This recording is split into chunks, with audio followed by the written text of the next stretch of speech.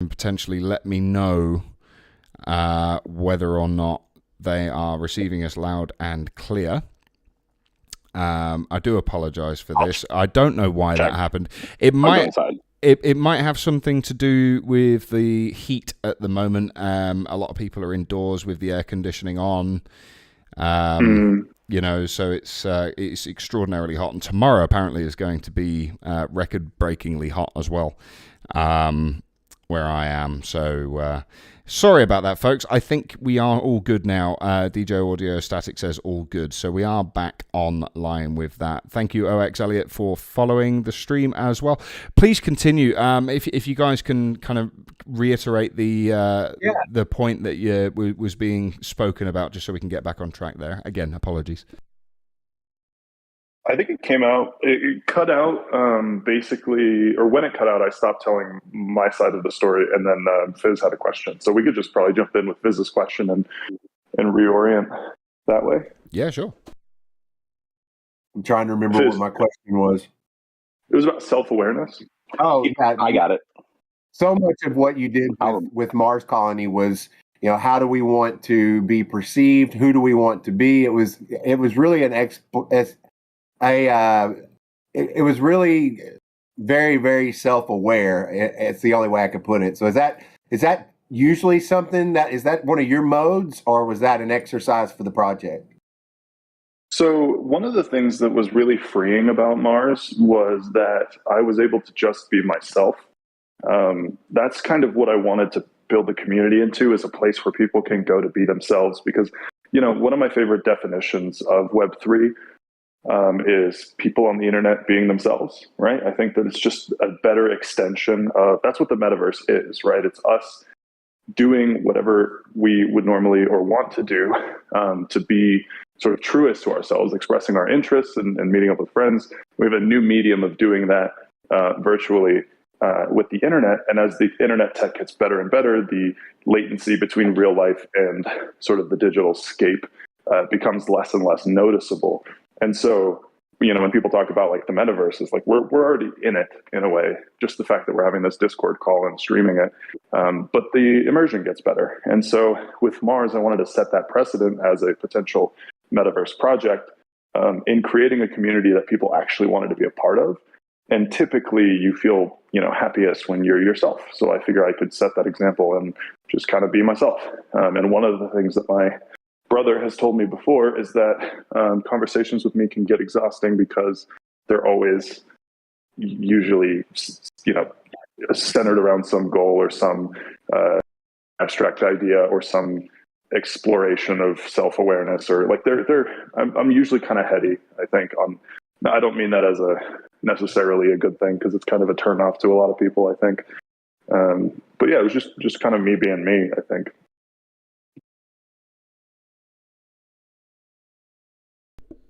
Dead air. Yeah, sorry about that. I'm trying to look at stats and things like that at the same time. I assumed that one of you might ask a question or something. I thought I still had time, but I miscalculated. I was washing dishes. I've got something pretty random, and it's going to sound like a weird plug out of nowhere, but have you guys seen this Legion of Soul NFT collections NFT collection that's minting right now? No. Oh, wow. I meant to, every once in a while, some art comes along that I look at it. I'm like, damn, that kind of talks to me. I know that Echelon has got some kind of connection to this. So let me just put a couple of these just to see what you guys think about these. Of course he does, right? I'm actually starting to think that Echelon is Satoshi. He's just rebranded, right? And that's not to be confused with but he's not old enough. He can't be. Okay, Andy, I don't know if you can put these up, or if you would even want to. That depends. Is it something that's going to get me banned from Twitch? No. Oh, okay. Unfortunately, I see the glasses reflection. Is that what you're worried about? The what? Oh no, he's just making sure that I don't. he doesn't put something on the screen. Yeah. I see it. How am I going to share that? Is that on? Is there a link to Twitter or something with those? Ooh, Otherwise, I do not. Otherwise, oh no, these are just files that I'm copying and pasting in there for you. Okay, they're not available anywhere else. It's a bit of a pain in the backside to try and put those out. He tweeted out pictures. Look at this Twitter. He tweeted out like 4 that he bought. They look like demons, and like they're like a representation of like your internal demons, etc. Like there's one, he got one with like anime titties over the shoulder. He got one with a sideways hat. They look really cool. I could see that being something that like speaks to you. Yeah, no, they're awesome. Yeah, I was just kind of blown away by the art, and it looks like it's actually a collaboration between 4 different projects. I think Echelon's got some art in that. Also, it was Solana. I mean, I think everybody has a little bit of Solana, but probably doesn't have a very big NFT collection over there. So kind of all of that hitting at the right time yesterday to me caused me to mint about 12 or 13 of these. I just realized that my head is strategically placed on the stream right now. If you're watching the stream, you can see my head is strategically placed over the bosom of this. Sad. Oh, there you go. Shall I move my head for a sec? Just for yeah. I mean, like, listen. That's what you get. I think everyone can just appreciate boobs, right? Like male boobs, female boobs, old boobs, young boobs. 18-year-old young boobs, just to be clear. Just being clear there. Just have to be very clear. Hey, it's not always clear in Web3. There's a lot of people here who are questionable. Well, they could be animated. They could be drawn. Who gives a shit, right? Like, I've met someone who likes that's what they like, and I'm just like, all right, cool, okay. Whatever. It's not my fetish, but in defense of hentai, it is technically, aside from the animators, it is a victimless form of pornography. We're venturing into dangerous territory here. Say anything inappropriate, it'll be fine. My Twitter handle is juice but spicy now. I have to share my unpopular opinions on No. Please continue. I'm sure everybody watching is absolutely loving losing respect for me by the minute. No, I don't think so. I mean, probably what's art, right? I feel like it should be appreciated by the people who appreciate it, right? Like that's the important part. It's like art isn't meant for everyone to appreciate it. It's meant for the people who it speaks to for them to appreciate it, right? Like that is the important part of art. So like if you get upset with somebody else liking something else, guys, just remember it's not meant for you. It's okay. Yep. It's okay. That I guess, yeah, absolutely. I mean, it's just, who can't appreciate titties? That's all I have in my head right now. The Mars Colony community had a foot fetish rampant in it for a while. Do you guys think that there really is going to be a AVAX NFT season? Yes. Okay. Of course. AVAX is absolutely slaying right now. I agree with you. Yeah, I think AVAX, Avalanche, whatever you want to call it. It's I mean, I don't know how big it's going to get. Some people are calling for $200, but it's certainly going to get up there somewhere. And I think as an ecosystem, it's going to explode even more, especially when from the very beginning, when a lot of projects that were built on Harmony 1 started saying, okay, well, what chain should we go to? Some said Polygon, but a vast majority said, AVAX. So it is very, very interesting to watch how that's going to go for sure. I think that's one ecosystem that's going to take off big time. Not that it really needed much of a push; it was already doing quite well. Yeah, I mean it's really well done. So let's tie that into Juice's Project Omen. Juice, if you were going to, you've said before in Twitter Spaces, and I'll preface my question with this, that you have always believed that launching on Harmony is a great place to launch because of the community, the cheap transactions, etc. You get laughed at sometimes because of that. Now, if you can't launch on Harmony, let's just pretend that Harmony doesn't exist anymore. Like we're in it's an alternate timeline. No one ever made Harmony. What would you be looking for in the chain to launch on? Your first one. Well, yeah, good that you say the first one, because with Omen, I mean, I think, like I said, cross-chain is kind of the route that every project should be headed towards. At the very least, EVM compatibility cross-chain.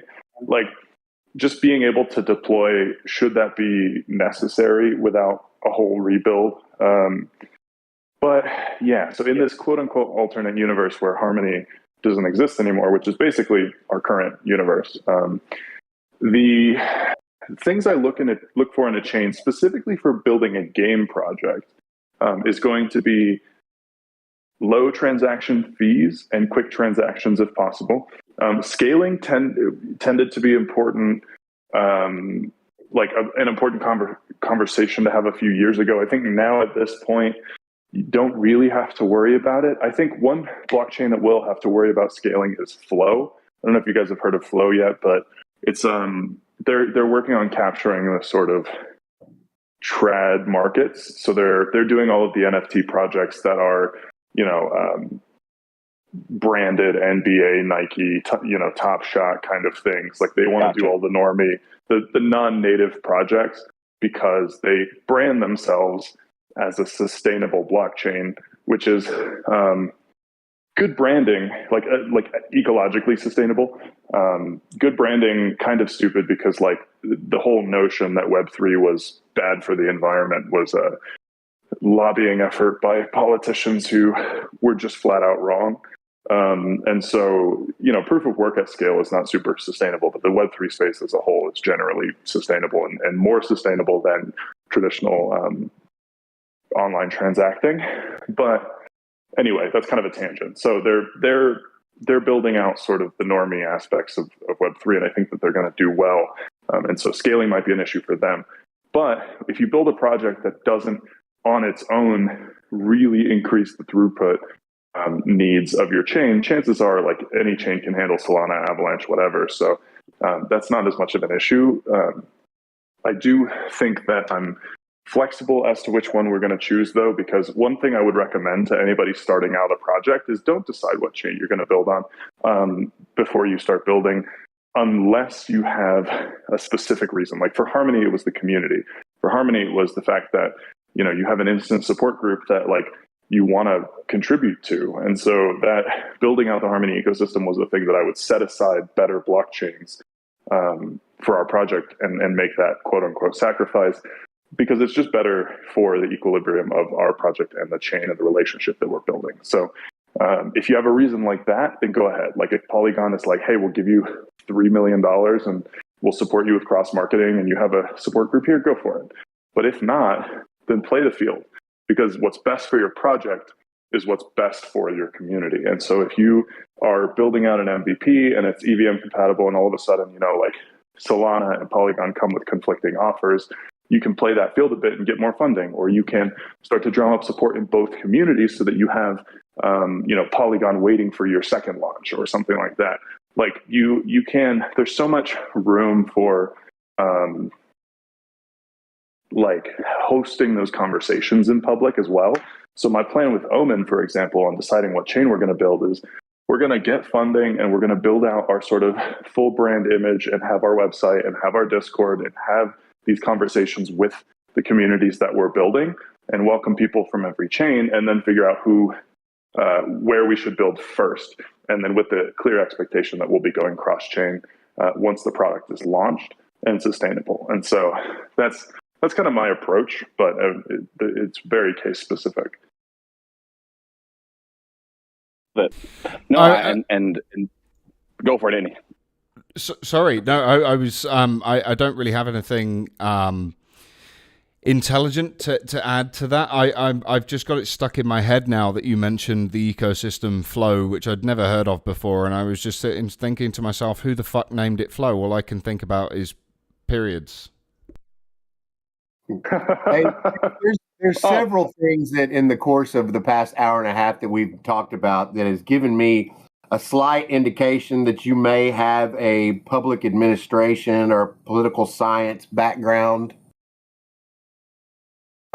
Kind of. I grew up in an immigrant family, so public administration and politics is kind of always relevant, just because it can get in the way or help sort of your family dynamic, whether that's like, my father, when he first came over here, was dependent on certain social programs, or the fact that immigration and visa laws are changing the fact that like I can't see certain family members. And so public policy and politics has always been a thing, especially growing up with Muslim family members in the war on terror, was just a really interesting experience. So to me, politics is one of those things that's like, some people say, well, I just don't want to talk politics. I don't like talking about politics. But politics is not an optional part of society. You don't have to necessarily engage in decision making, but politics just means how do we organize ourselves as a society? It's not inherently good or bad. It's just it's a conversation that whether or not you know you're participating in it, you are participating just by existing because you're a part of our society. And so, like, as a global society or a local society, it's kind of always the infrastructure on which everything else is built. And so specifically for Mars, it was a huge topic because we were promising to build a new government. And what we didn't want was that government to be run by whoever bought in with the most money. And so it was kind of the political struggle, I think, was highlighted with Mars. I don't plan on making it a big part of Omen in the literal sense, although it will be a part of gameplay, not as a preachy. Like, I don't have political opinions that I think people should agree with. I don't think that everybody should belong to one party or subscribe to like my leanings or whatever. So my goal is not to push people in a certain way. My goal is just to make sure that the way we've organized as a community is healthy and helpful to the most amount of people, because I think everything is governance in a way. And I think that that's what DAOs are really exploring right now. In like Maker, they're figuring out how can they're encountering the problems of democracy firsthand, because you have a bunch of people with tokens who can vote, but most of those people probably aren't super qualified to be voting. And so the ones that end up making decisions usually end up being, core team contributors anyway, because they have the most money. And so there's this really weird blend of like, it's an oligarchy and a technocracy at the same time in a DAO. We've never seen governance like that before. And I'm not even saying it's a good thing necessarily, but it might be. It's a new experiment. I don't want to scare people off watching this stream, and we're not going to go full on into politics. That's always a bad idea.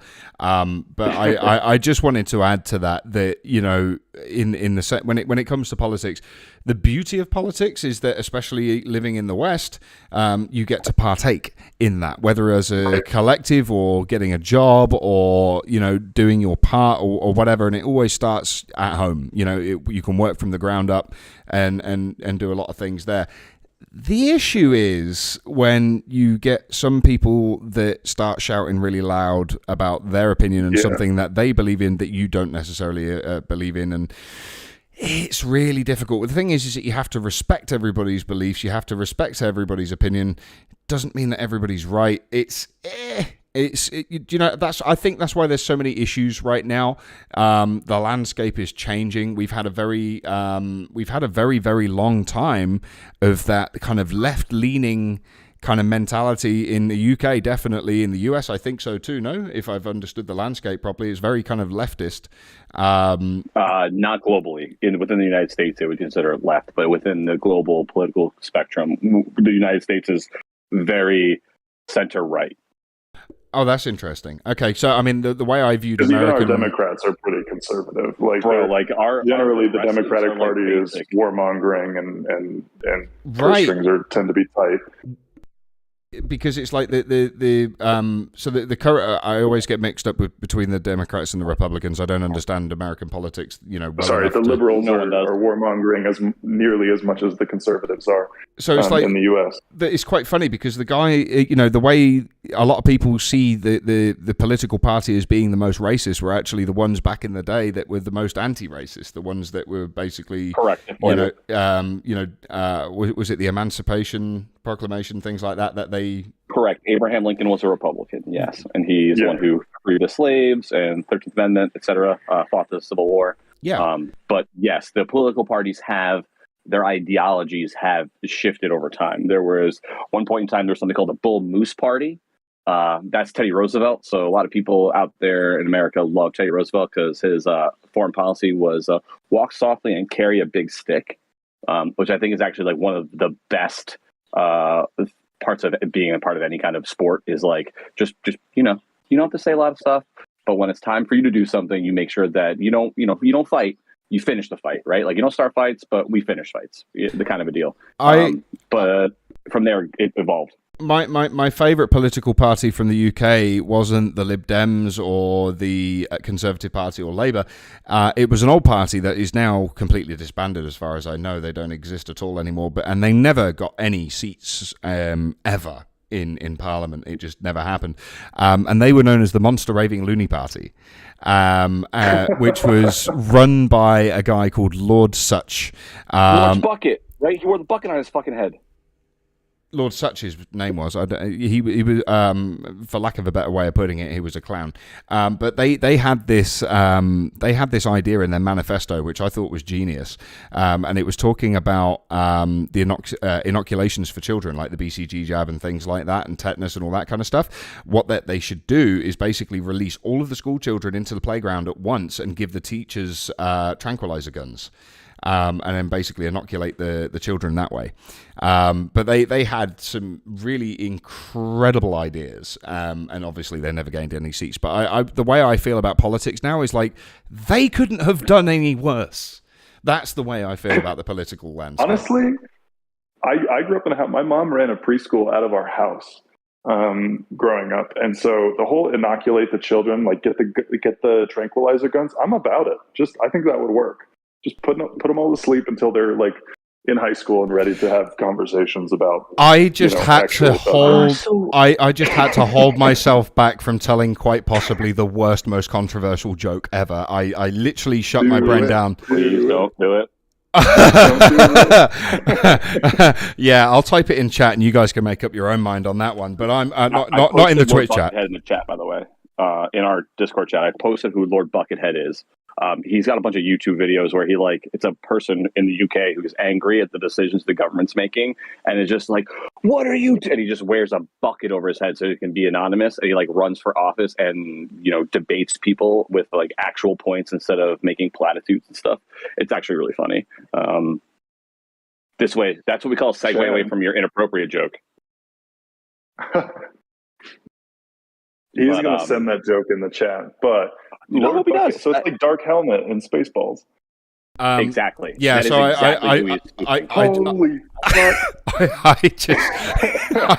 I just posted it in the Discord chat. Oh, you're gonna get my Valorant accent on? Like, no, God, why? That's actually really funny. I can't say that. I can't. You can. You absolutely can. If you don't, I will. It's not even my podcast. It's actually fucking true. So the joke 100% true.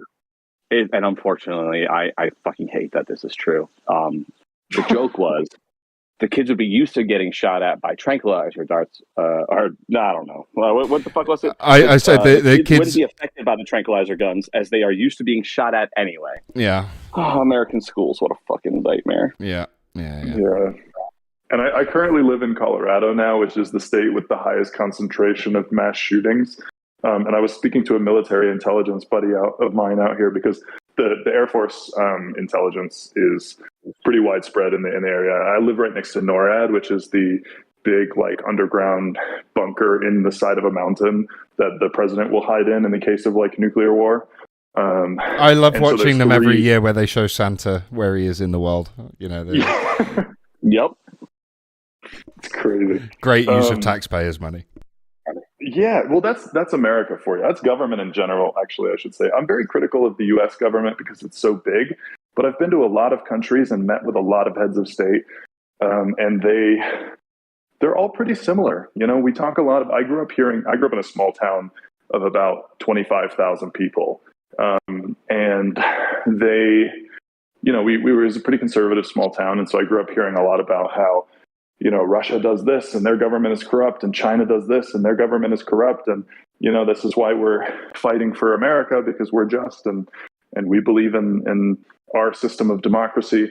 And then I went to Russia, and then I went to China and Vietnam and the Middle East, and I met these governments, and I realized that they are all doing the same thing we're doing, which is trying to create a system in which not much has to change so that they can maintain their positions, so that they can keep their cushy, life. And generally, in some cases, there's some power hungry people who push for much more than that. but generally it's a maintenance thing. It's like So- normal ass people who just want to keep their jobs and not do a whole lot of work. So, Juice, I'm going to don my tinfoil hat now, and some people may like this, some people may not like this, but I want to know if you agree with this or not. I want to know if we're on the same wavelength. So far, everything you've said makes me think we are. So I was actually having to break this down to somebody earlier on today, in fact. But when you look at it, okay, so China and Russia are making their own centralized currency. You know about this? Yes. Right. So that central currency, I'm not sure if it's going to be a CBDC or whatever else, but it's going to be backed by gold and precious minerals and metals and things like that. So it's going to be backed by tangible things.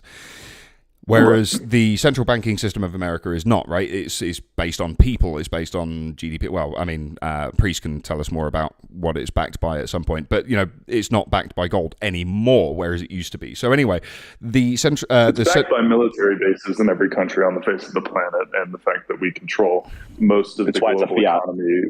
Yeah. Yeah, so Fiat's a terrible car. I don't know why they chose that. But that was a terrible joke. Sorry. I was trying to figure out what you said by the word car, and I was like, "Oh, that's car." I got it because I have a California accent, so I was having trouble. But now I'm laughing. So you're welcome.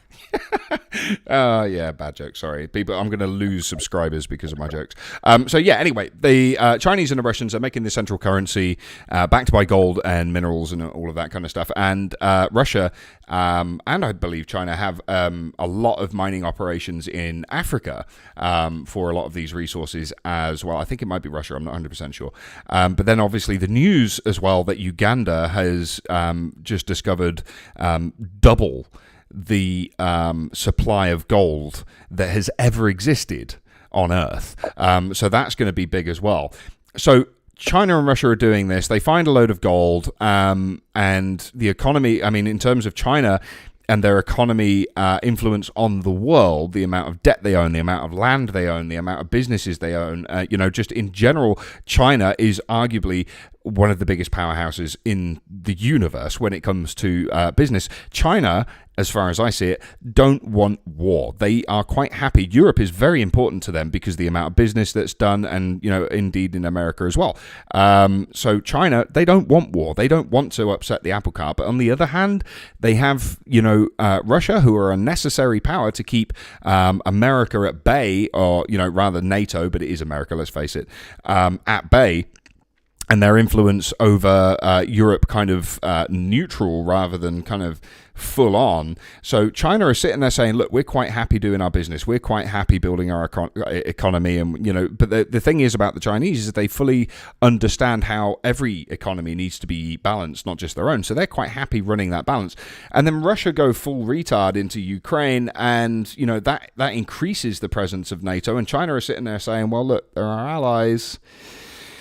But we understand, we need to back up our pal here, but at the same time, they're upset in business, right? So, you end up with all of these sort of problems. So ultimately, you've got Xi Jinping, who doesn't want to go to war, but potentially will have to help Russia to get it over and done with quick, especially if he's losing, which it looks like he potentially is, because they're using inflatable missile silos. I don't know if you guys seen that. That's fucking amazing.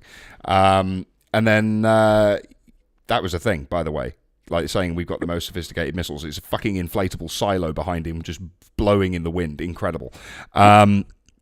So basically all of that going on. So I don't know if you agree with me in the sense that, with Russia trying to set up this central currency, then all the mining that's going on, China creating new bases which are scarily close to US bases in Africa as well, basically flexing, say, hi, we're here. And then at the same time, kind of Putin doing his thing where he wants to remold the Soviet Union for some reason, because that worked out well the first time. And now America are going to have to basically look at the bigger picture and say, well, look, if we're going to lose the number one spot when it comes to central currency, we're going to have to do something about this. And the last time people started threatening to not use the dollar to sell their wares, we ended up with a war for about 30 years in the Middle East. So I just want to know if you think along the same lines as me in that respect. That we're facing down the barrel purely because of ego and because of money. Yeah.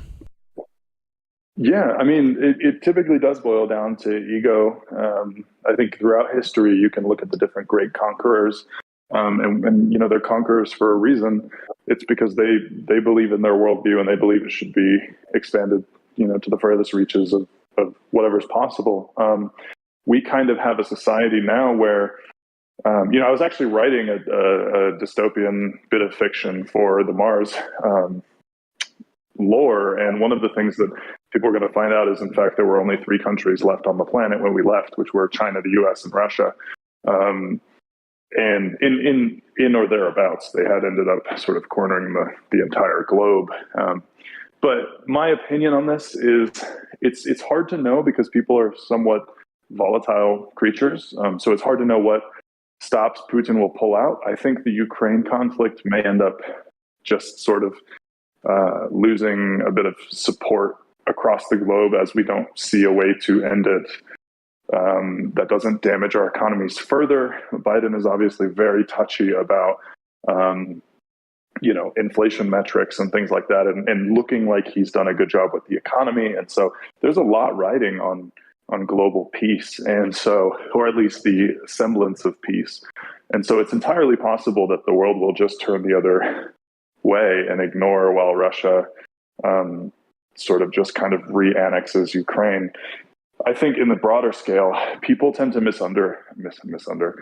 they tend to underestimate China in the sense that we think of China as, at least the more conservative genres that I've spoken to in my circles, tend to view China as like a somewhat uncivilized and cheap country that, has a lot of people and a lot of money, but doesn't really have a lot of good tech or the skill to sort of compete.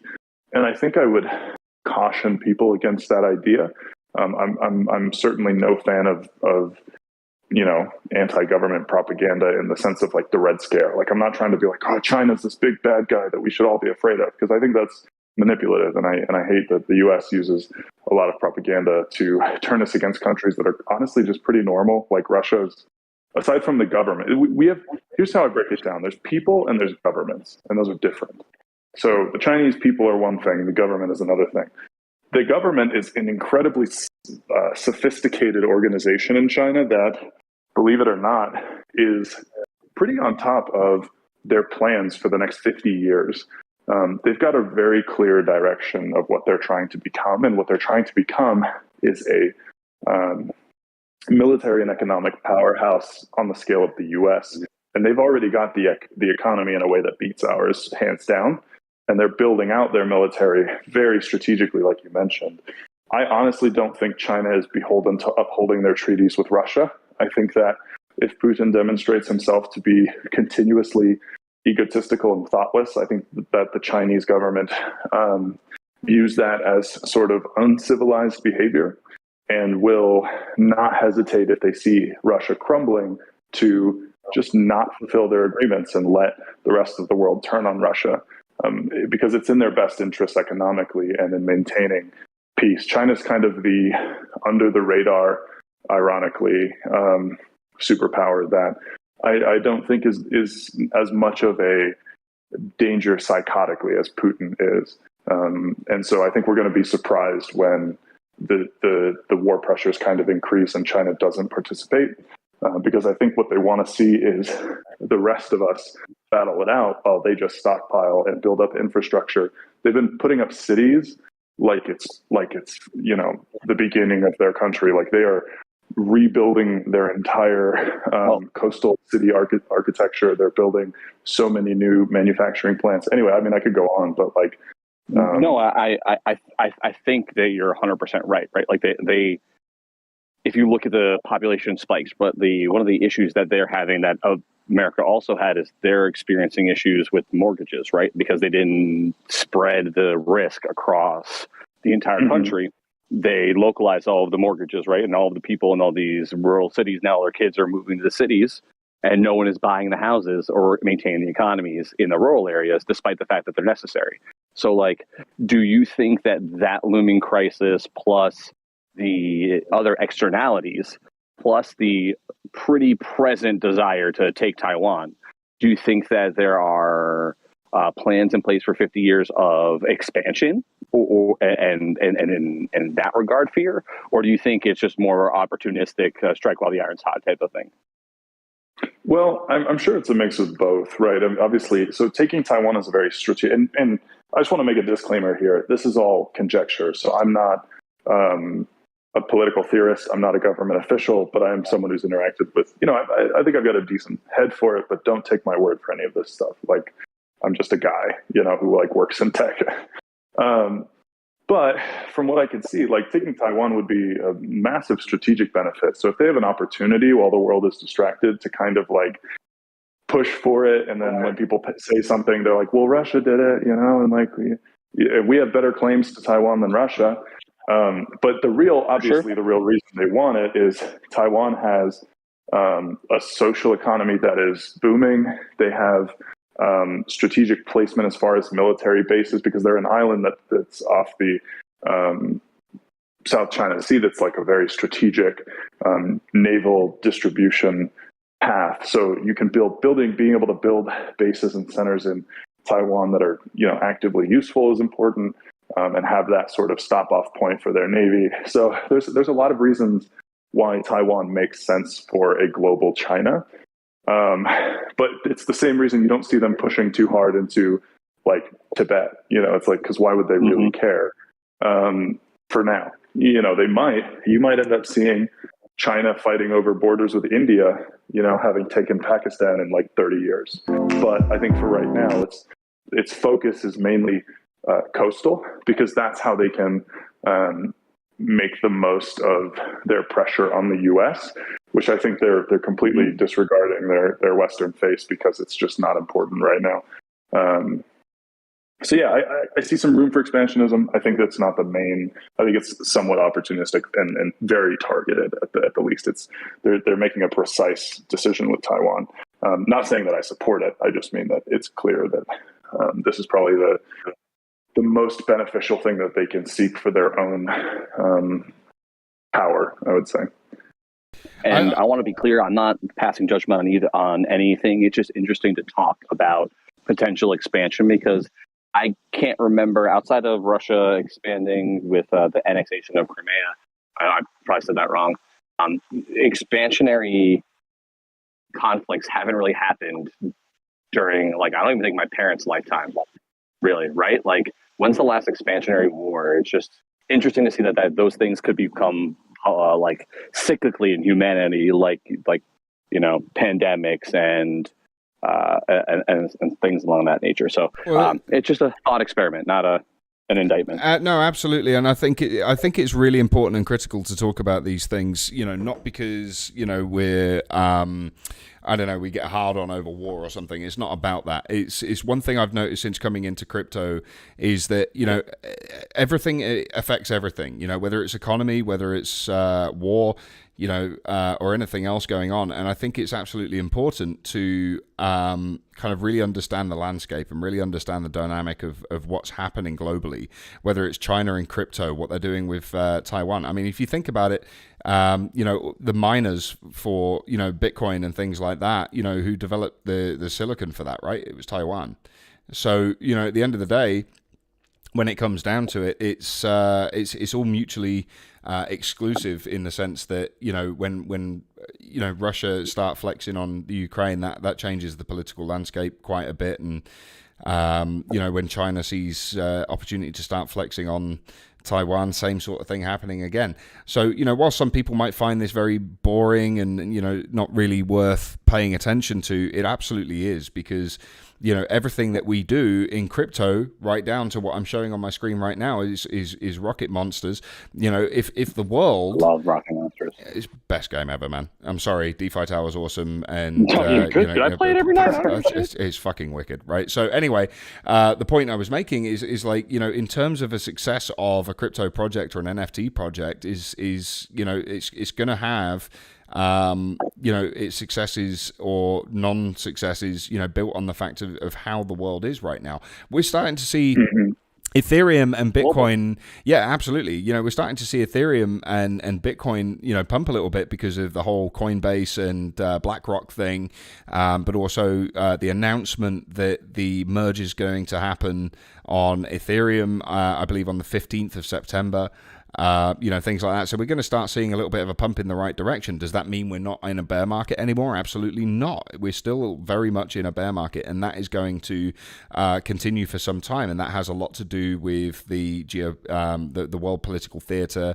It has a lot to do with you know, energy crisis and so many other things that are going on right now. You know, there's going to be a lot of things that affect it. Right now, what we're going to start seeing is a lot of very powerful investors, very large investors, getting in on crypto now whilst it's low, whilst it is down.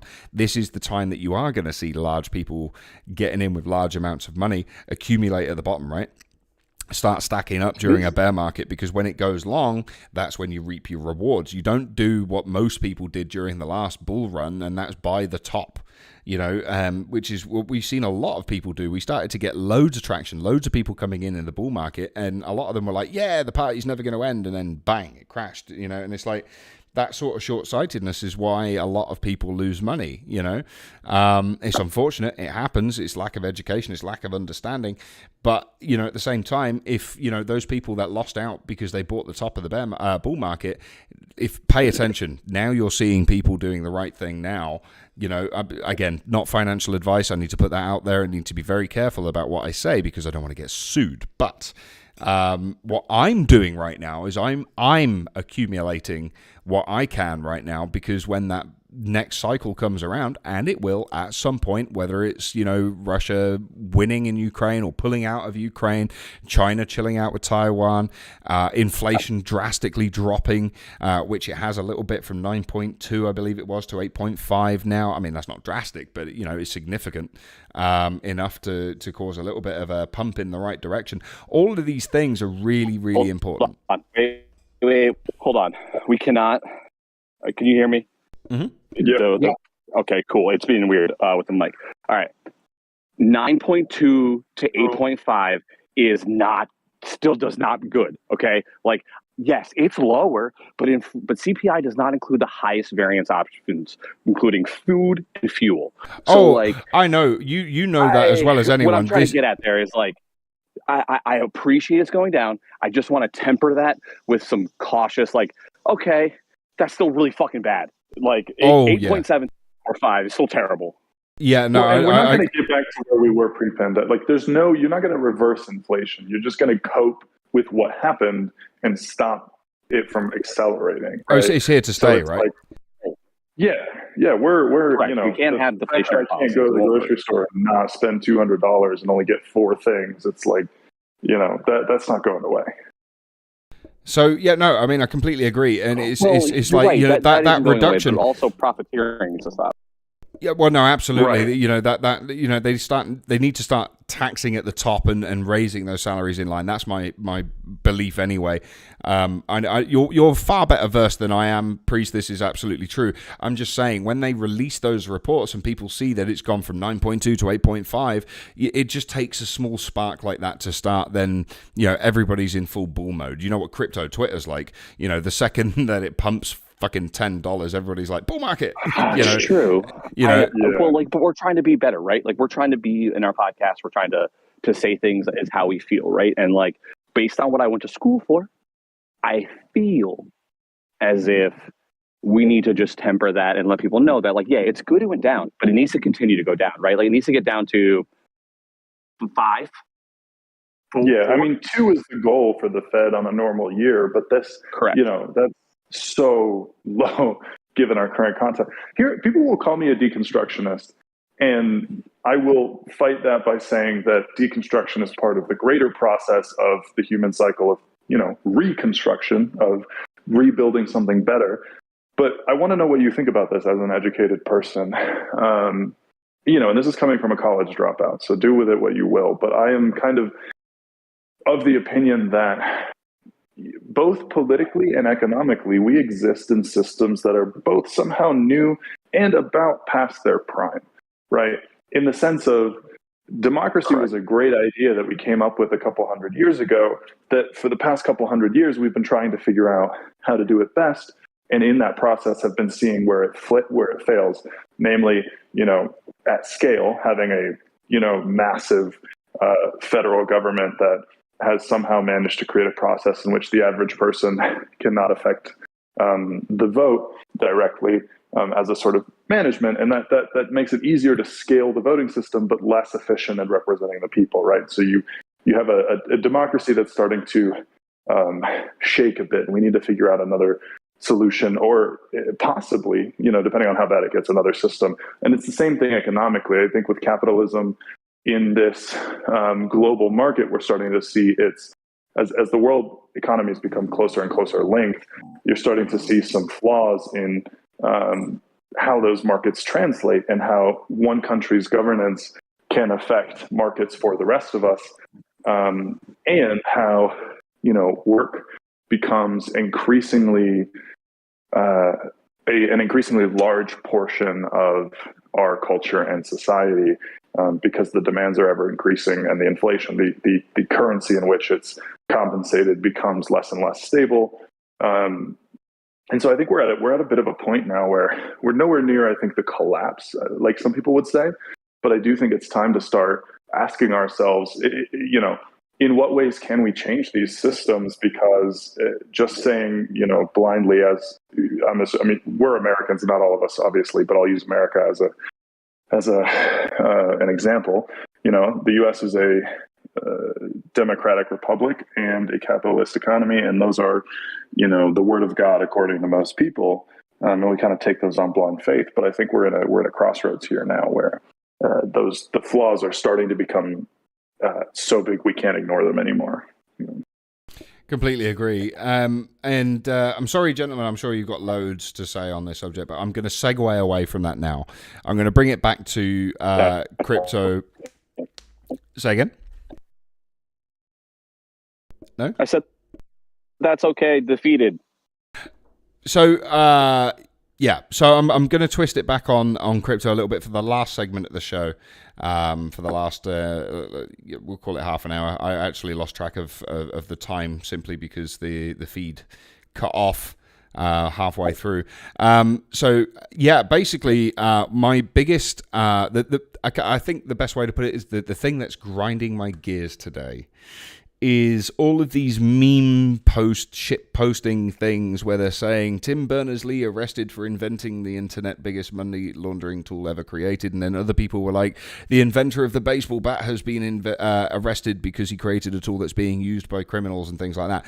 People are missing the fucking point when it comes to the Tornado Cash thing. They're all saying that this guy just wrote a program, why is he being arrested? My opinion on this, and you guys may disagree with me, in fact, if you do, I please ask you to speak up, but the point is that Tornado Cash isn't just a program that can be used for anything else other than criminal behavior.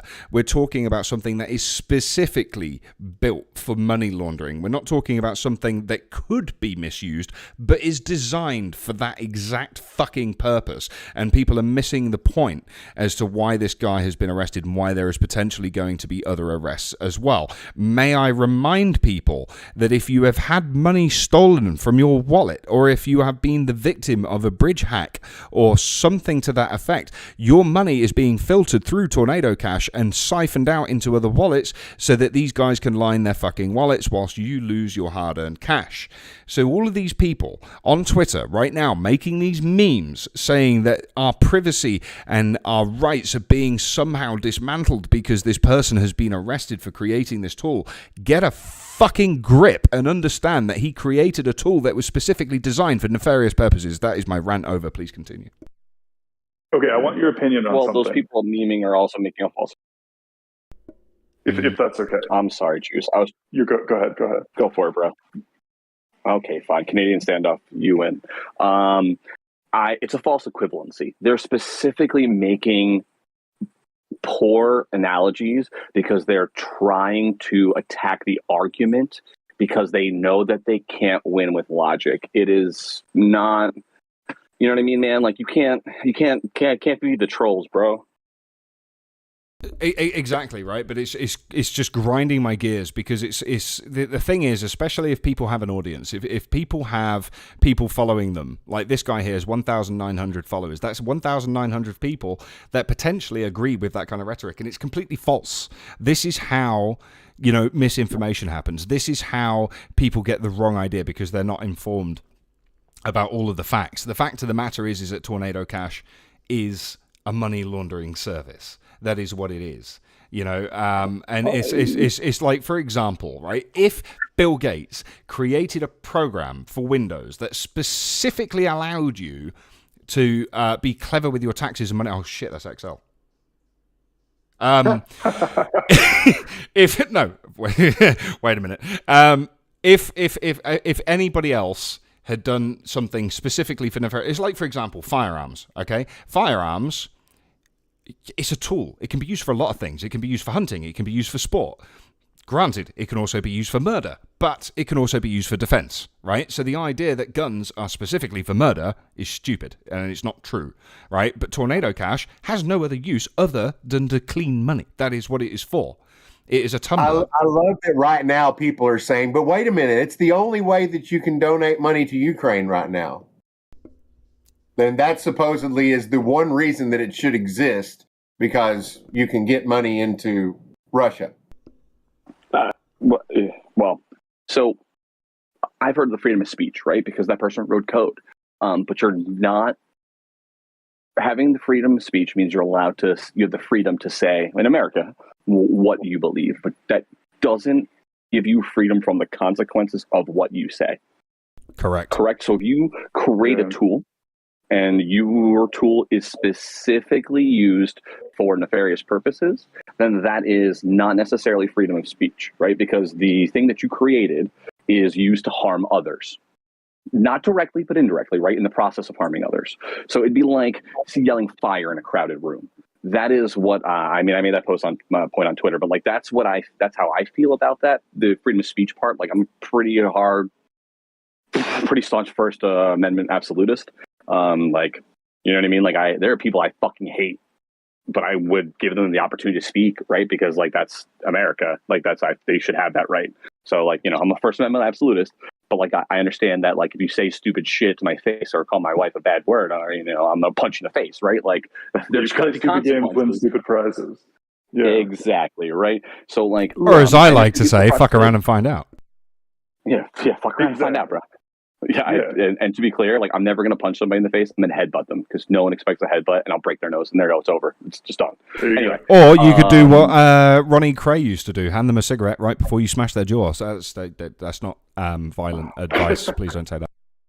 Yeah, don't guys. Just to be clear, violence is not the answer.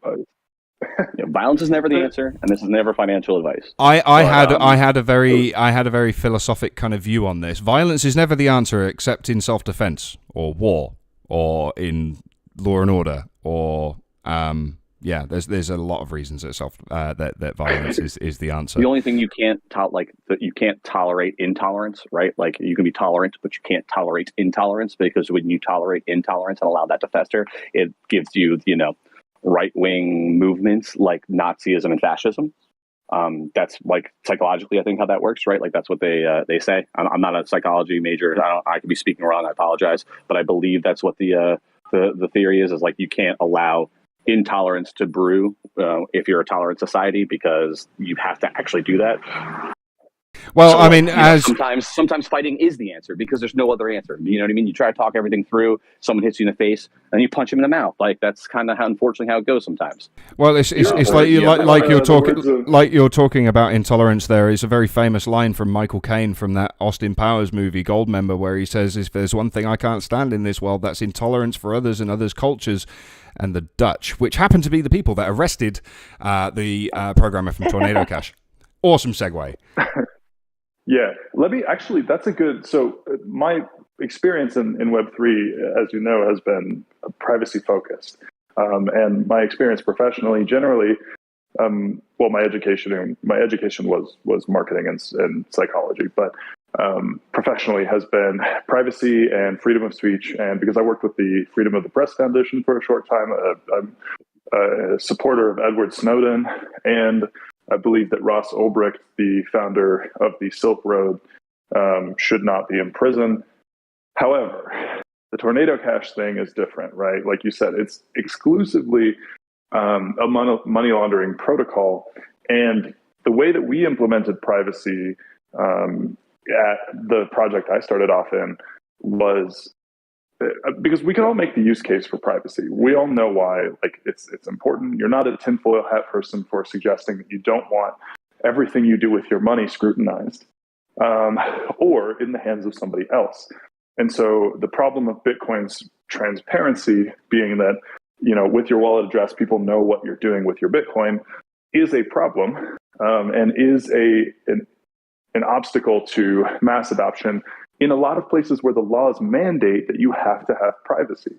And so if you have to have privacy, then you can't have decentralization, which means if you're going to have centralized privacy, you know, to protect that data, you have to have centralized servers, which means that actual DeFi becoming a standard in the financial circles where the laws regulate how public things can be, you need privacy just for mass adoption.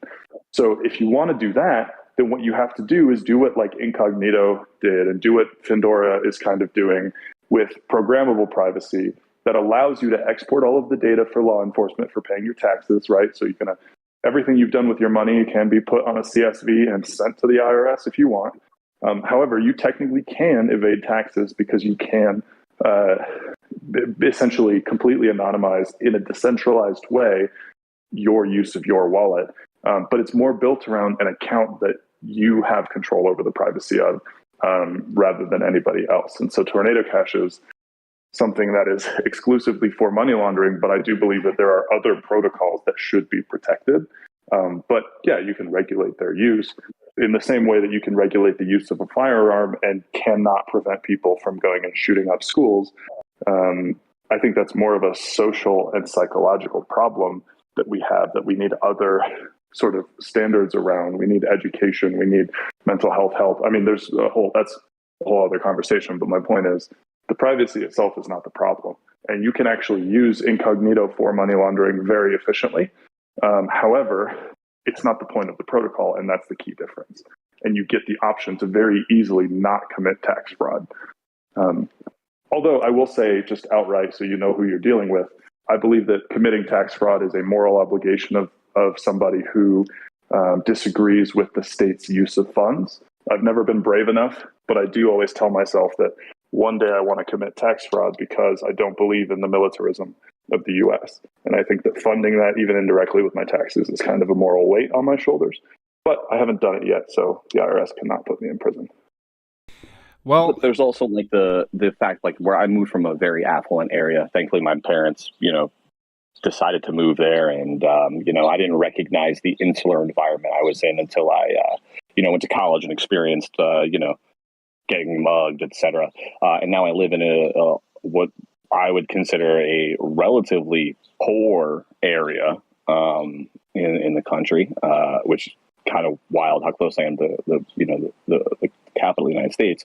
But like, there's also the part of like taking pride in paying for things that, you know, help people, right? Like there's that, there's the, I don't like paying federal taxes that like create bombs because I don't want a fucking little kids to get blown up. That's like something I'm not cool with, right? But I am cool with like making sure the roads are taken care of, making sure like there's services for the elderly to help them, right? Like there's things to take care of veterans properly, which things may or may not be done properly by any government, but I'm just saying like those are things I would support, right? So like I think what we would all like is more transparency and where the dollars we give go, and I think more people would be willing to be forthright with, you know, with their taxes and not, you know, feel that tax fraud is a cultural obligation. And I've heard, I don't know this is to be true, but I believe that like in Greece, it is actually very common for people to not actually pay their taxes because that's like culturally something they just like part of them. And like that was actually like part of an issue with the EU and the funding and the bailouts that necessary from like the northern countries that were bailing out, you know, Greece and et cetera, was that like they had a cultural issue with paying taxes. And it's just like, well, how do we fix that? I don't know. I think that's kind of the fun parts of these conversations is like trying to find a way to fix that. Like, I know Fizz is more interested and knowledgeable in the political realm than any of us, so he always gets to get involved. When y'all have these conversations, I think it's important to note as well. I think the whole reason for crypto, in my opinion, and the whole reason for these sorts of discussions that are happening is quite simply because people are just fucking sick and tired of the corruption and lies. If you could see where your tax money was being spent, and everybody could, for the most part, agree with it and be happy and say, well, that's being taken care of, that's being taken care of, but that's not what we're seeing. We're seeing bankers taking millions, hundreds of millions in bonuses. We're seeing politicians taking backhanders and so many different things. And, and it's crypto fixes that shit because you can see it. It's a ledger. Unfortunately, because of the existence of something like Tornado Cash, it allows for more exploitation. And that's why I don't think it should exist. And that's why I'm quite happy with the decision to make those arrests, because, we don't need more corruption, right? And crypto... That's where DAOs, I think, are going to be a huge paradigm change, not in the next 10 years, but in the next 200 years, as we figure out how to govern ourselves in a way that's slightly more decentralized. Because the point that like I can't fault anyone for committing tax fraud, even in light of the point that Priest brought up, like the fact that we want to pay for social services. Like I am socially one who leans more in favor of like a UBI and other sort of social services that make survival easier. But like I also my family's from Afghanistan, and then my dad went back to Afghanistan as a U.S. Marine, to the place where the U.S. came and fucked everything up with the U.S. And, as not just as an interpreter, but as a contractor with the intelligence agency. So he had a high level of clearance and did a lot of the interrogations that they were doing out there. And just seeing what was happening in Afghanistan from then on made him realize that he couldn't support the effort, even though he gave it a second shot, like having been one of the immigrants and then going and being like, all right, I'll side with the U.S. And seeing what we were up to out there was just so demoralizing to him that, he didn't want to participate in that system anymore. And to me, that's kind of the sticking point, is like when you get centralized governments that are too big and have so much room for corruption with no oversight and no public opinion checks, now we're in need of something new. And I think that's where DAOs and taxes can be integrated in a way that like you can opt in to social measures without supporting ones that directly you believe are harmful to the state of your society and the world in general. But we're 100 years from any progress in that direction, I think. Again, not wanting to incite violence. Again, it is just not simply the answer. There has to be a better way. But at the same time, America was founded on the idea of, well, a lot of things, but one of them was, being able to hold your government accountable, and making sure that there was fairness and freedom for all. But also the whole idea of being able to arm yourselves and have an organized militia was to essentially protect against the sort of tyranny that you guys separated from in the first place. And I feel that people are more interested in protecting inalienable rights for fun rather than what they were originally designed for. And it's again, I'm not suggesting that everybody marches on Capitol Hill and starts hanging people from the trees. That's not what I'm saying at all.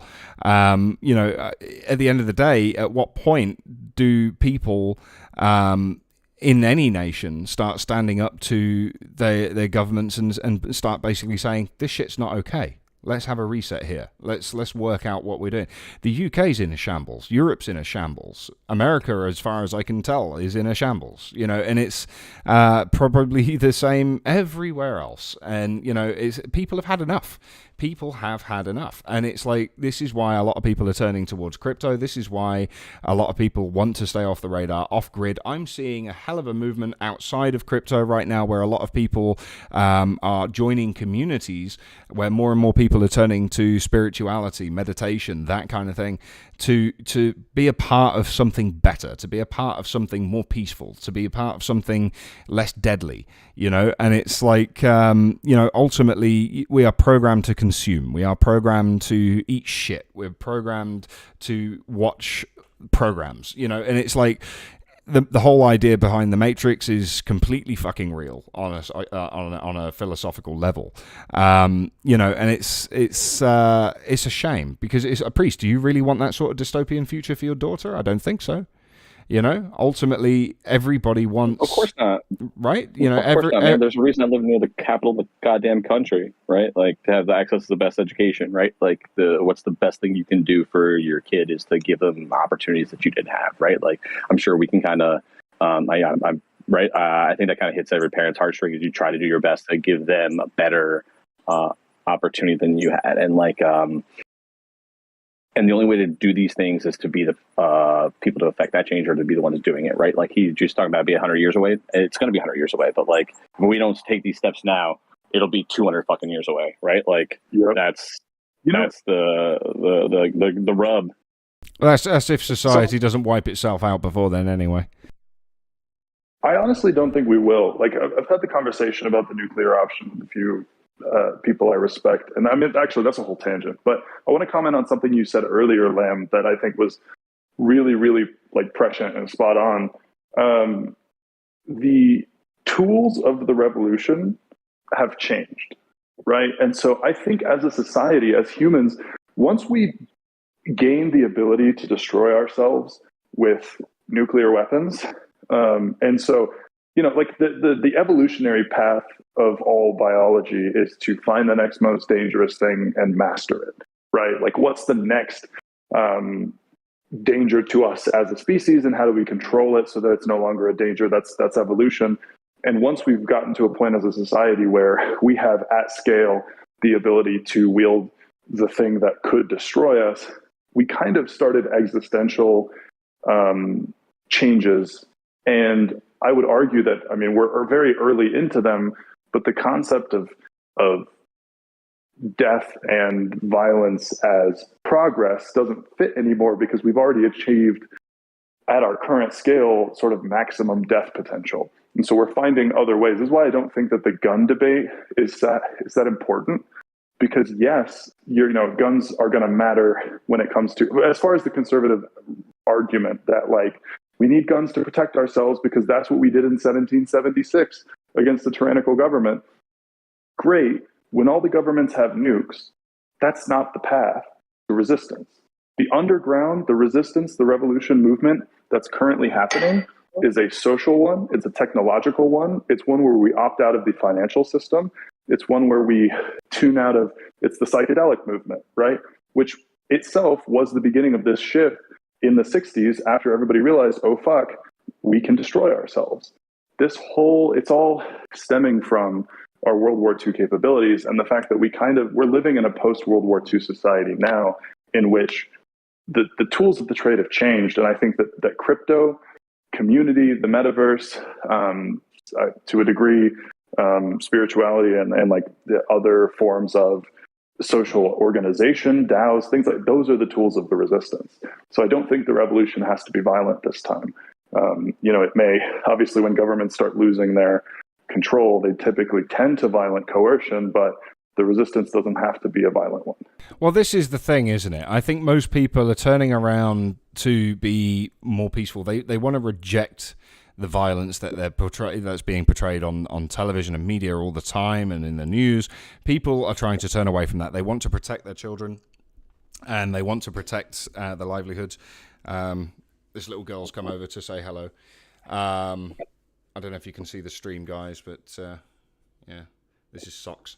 So yeah, the interesting thing is more and more people are turning to peace. There is a big shift. You know, I think certain political correctness has potentially, you know, swayed too far in one direction. That much is true.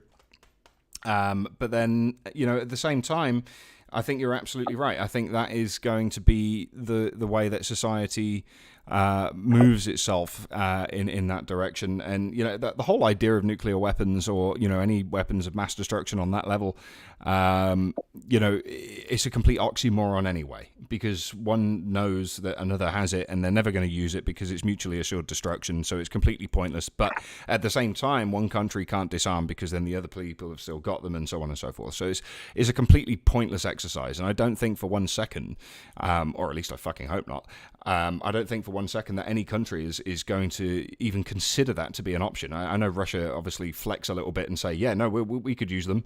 I really don't think they would. But what would be the point? Yeah. Literally, what would be the point? They would be completely failing everything. There is no world anymore after that point. So it's like, if we had more than one planet, maybe. Right, but we're not at that point in society. That brings up a whole plethora of questions if we ever get that far.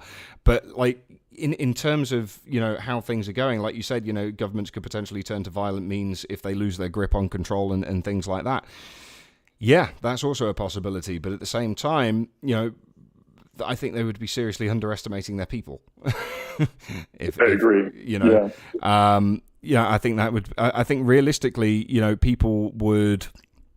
I think people are going to start, and a lot of people keep saying this to me. A lot of people are almost cognitively evolving, to a better way. And it's like, the governments can do what they want, but they're going to die out, man. It's not going to go the way they think it's going to go. And I think everybody deep down knows that. Do you remember the talks about the one world government and how in the early 2000s everybody was kind of the conspiracy theories were those communities were afraid of a one world government, and I think that was a manifestation of a fear of the rapidly changing global nature of interconnectedness with the internet, and with the fact that travel between countries is easy and we have tech that's connecting us all the time. I think they misunderstood that, because they didn't have the right mental framework around it that we do now. It is going to be, I think, a one world society, but not a one world government ruled by one country, quote unquote. It's going to be a network of micro communities and DAOs, and essentially what we have in Web3 at scale is the next big paradigm, in my opinion, for governance. That's a little bit of a way to tie it back to like alpha for Web3. Yeah.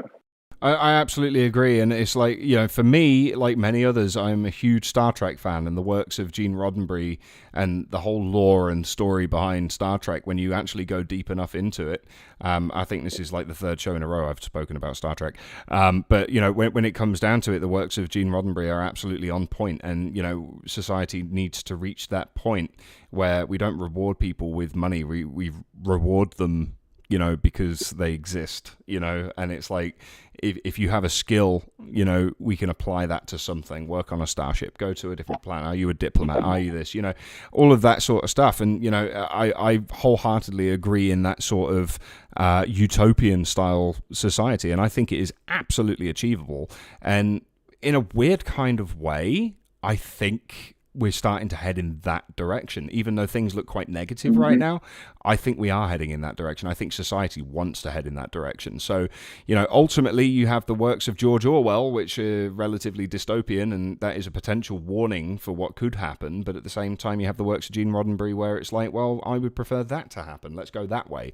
And I think a lot of people, recognize that. So it's like the whole idea of artificial intelligence, running amok and going bad. That happened in Star Trek as well. And then you had the wars and all of that kind of stuff, and loads of other stuff. A lot of stuff has to happen before we reach that point, but it could happen. It could really happen. I live in hope anyway, and potentially won't happen in my lifetime, but it would be a nice thought. I think that honestly, art and storytelling is a way of being either aspirational or cautionary, right? And so those are the two sides of that coin. You have the Orwellian tales of caution that are like, hey, you very much could end up like this if you're not careful. And then you have the aspirational Star Trek that's like, look at what we can accomplish if we just trust each other, And I prefer that brand of storytelling, although it's easy to get wrapped up in the negatives. But I think that's kind of what we want to do in Web3 as a narrative, is really latch on to how can we highlight this cooperative. That's what got me about Harmony at the end of the day, was like, this whole ecosystem is so cooperative. It's people just like chasing their passions and trying to see how we can make this world better. And that's why I wanted to stick with Harmony so badly, because I think that's the true ethos of Web3. You know, it's not status, digital status. It's not making a lot of money. It's not being the cool guys in tech. We have the best tools at our disposal right now to change the world for the better, literally on the governance level, on the economic level. We're changing paradigms here. And if we just keep trusting each other and doing our best, like, we can actually get somewhere. Completely agree. And do you think that's why the failure of Harmony leadership is so hurtful? Is because we recognize that the community growth and the trust necessary for Web3 to be there, we had to trust them, and they kind of betrayed our trust? Yeah, ironically, even though everybody brands it as trustless, Web3 is a reintroduction of trust. It's a reintegration of real trust into the internet. And the whole emphasis on fast money and trustless protocols is like, how can we limit the consequences for builders who just make a shit ton of money and don't want to follow through? You know, unfortunately, it was a misuse of the technology already, and we've barely gotten started. So I would like to ask a spicy question. I know we're getting long, Andy. I'm sorry, but no, carry on. And I'd like to be a little more pointed.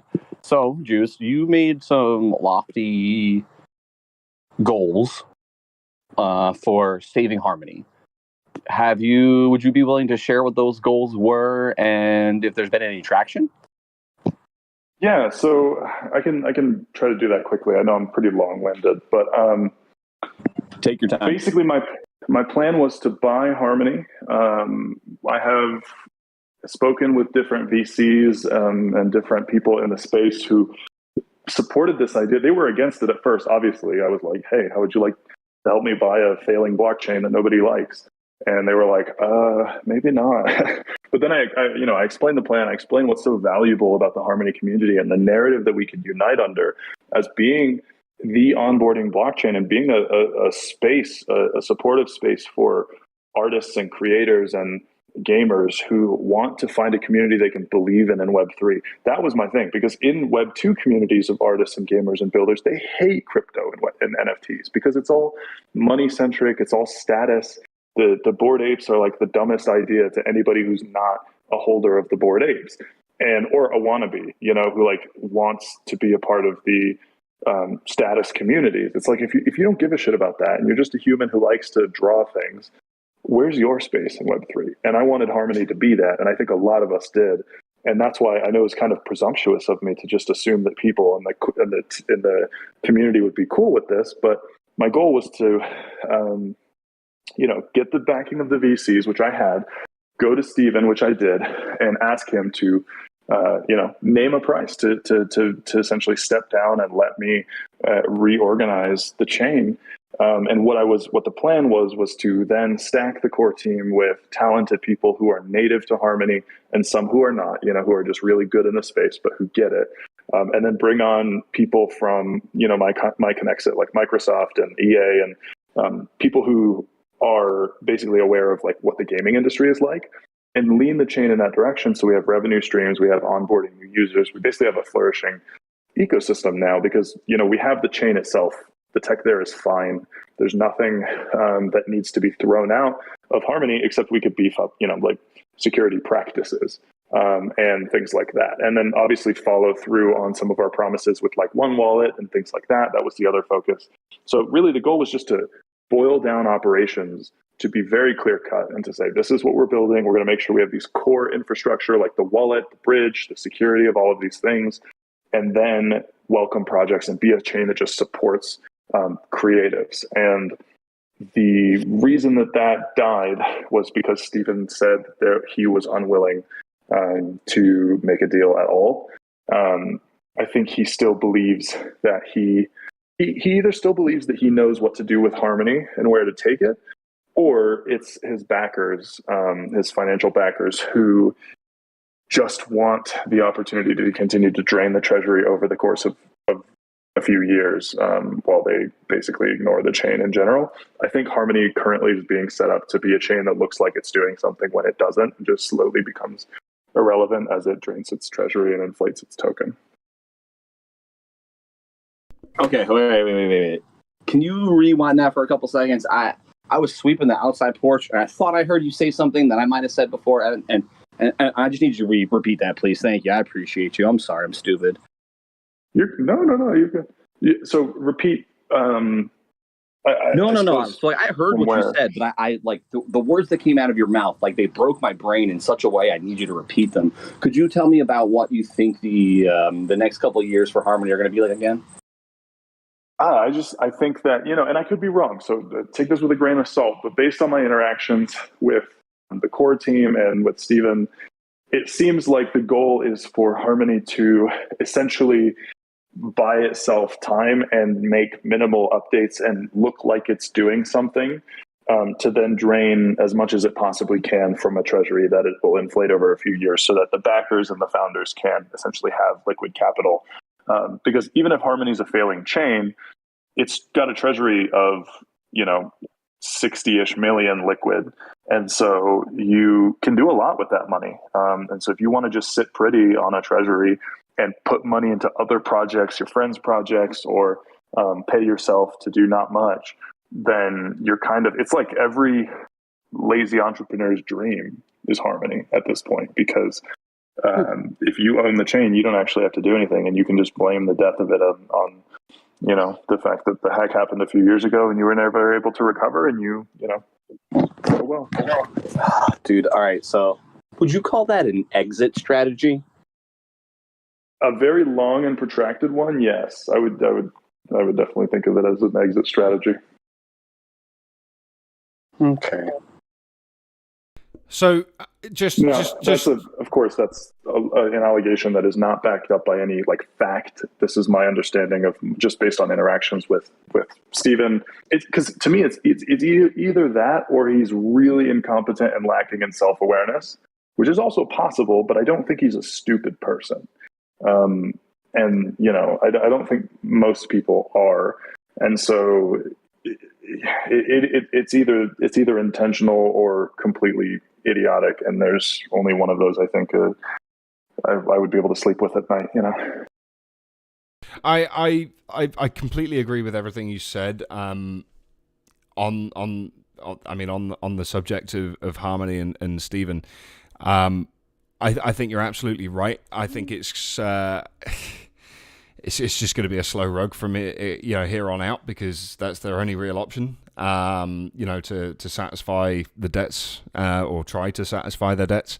But they're not going to be satisfying the debts of people like me and you, right? It's going to be more about the big guys and themselves, and it's unless they're because in its current state, it's salvageable with the right people. And I believe that somebody like yourself would absolutely be the right person to do it. What are the barriers to you being able to achieve this right now? If you have the nods of certain VCs and it is something that could become tangible, what is the block ultimately right now? Well, it's like me going to El Salvador and saying to their president that I want to buy the country or buy the presidency. Now, obviously, it's a little different because those endure elections, whereas this is a corporation. But it's an amount of power that even though you are struggling as a country and maybe on your way to death. Now, I'm not saying El Salvador is on its way to dying, but I just mean Harmony is. You might still not want to give that up. And so even though I have the nods from VCs, even though I have a team of people who would be willing, and we have a community of people who would be willing to step up into the roles to maintain the chain and sort of rechart a course. We have we basically have the workforce and the finances for it, and a plan. The difference is, or the main obstacle is that the leadership of Harmony is not willing to part ways with the chain. And so it's kind of like we can't get anywhere unless they agree, because there's no room for a hostile takeover. There's no real incentive or legal course that we could take to just No, over. So. indeed. I mean, yeah. I mean, there is ways it could happen, right? But it would take a lot of organization, and you would need to be hands off with that. But the point is that do you think maybe was an offer put on the table before I speculate here? So I didn't name a number for them. I let them know that they can name a number, and we will. Because what I didn't want to do is, one, offend them in thinking in underestimating, the value of the chain to them, or give them more money than they were expecting. And so I just kind of said, make me an offer, and let's talk about getting you out and fixing this thing. And they basically were like, no. The amount of support I had was in the tens of millions of dollars, but I don't want to specify a number. No, of course, I wouldn't ask you to. I mean, the point is, if you're going to be buying an entire company like that, it's going to be serious money. You're not going to be talking, I'll give you $10 for your blockchain, please. I mean, obviously, it's going to be real money, right? But at the same time, I find it intriguing that they've refused, because they could quite literally take that money and satisfy what they need to satisfy and walk away. But like at the same time, the funny thing is that, like, do you think it's ego that's in the driving seat again? Like what we were saying with, the other thing we were talking about with Mars Colony. Do you think it's ego?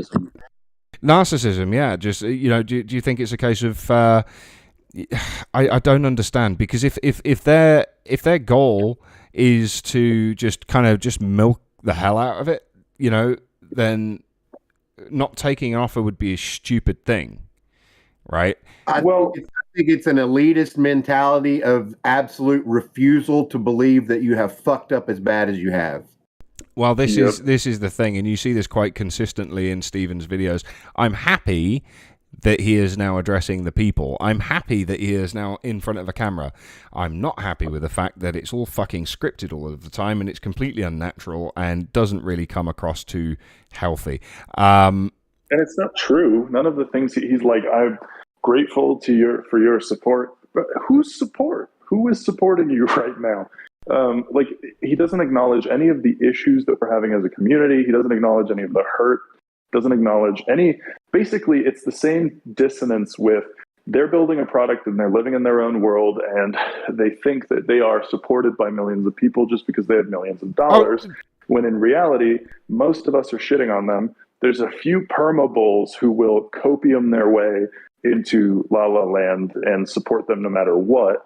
But generally speaking, we're all just real people with some real thoughts that they are completely unaware of. They think that we're the trolls of the ecosystem, right? So from Steven's perspective, it's like Flu and Juice and all of these people who are talking shit are just randos who, every chain has trolls and nobody takes these people seriously. And we'll even hire one of them to make it look like we're good people, So. I mean, haven't you heard about this one, Juice? Have you not heard the fact? This is just kind of running a company for narcissists, dummies book. It's just the playbook. Say enough buzzwords, say them in the right order, and enough people will think this guy's doing a great job. It's a case study of failure of leadership.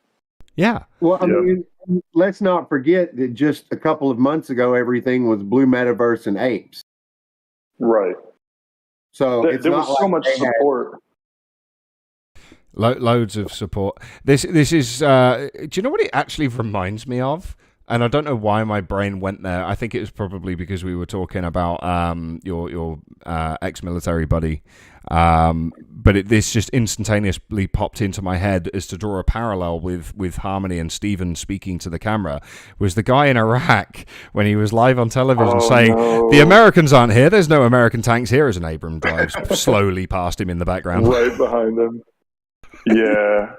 It did feel that way. That's what made me think about the backers. And then having talked to him, he doesn't seem that charismatic, which is typically what you get in a narcissistic leader, is somebody who can communicate sort of like grandiose vision and ideas. But he's just kind of a tech nerd who doesn't really say much and smiles a lot and it's kind of awkward. And so I think, and after talking to a few others on Core, realizing that there are some big money backers of this chain, which is how it got so big in the first place, who are, currently unhappy and looking for more ways to sort of keep a bottom line open.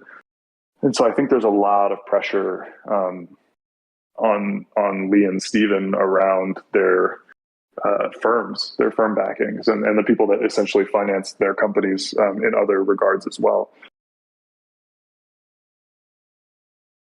Sorry, I'm just writing a tweet to Ali Illustrated. She posted a picture that's up on the stream right now. And she says, I prayed for this all week long. Thank God it's the fucking weekend, finally. I said, not praying to be back on the Crypto Lamb show. Okay, well, you don't have to give her shade on Twitter live. I mean, you can. I like it, but so going back to what you're I'm missing context. But yeah, dude, that's cool. I'm not connecting the dots either. Allie's awesome though. She's been on the podcast. That's probably it. And she's good on the podcast too. She's actually really good. So what we were going back with you said he was a tech nerd, right? So sometimes people need to be saved from themselves, right? Like, who's Steven's Wrangler? Who's Steven's Wrangler? Well, and that's the I mean, the issue is there isn't one. He might see himself as a Zuckerberg. I didn't get a whole lot of that vibe, but I only talked to him briefly. So it's entirely possible that he's just as out of touch as the Zuck, So, I mean, look, just playing devil's advocate for a second, is it entirely possible that this guy actually, genuinely believes that he can actually fix these problems, and that he genuinely wants to and doesn't want to be parted with his baby, right? I mean, that could be a possibility. It's entirely possible.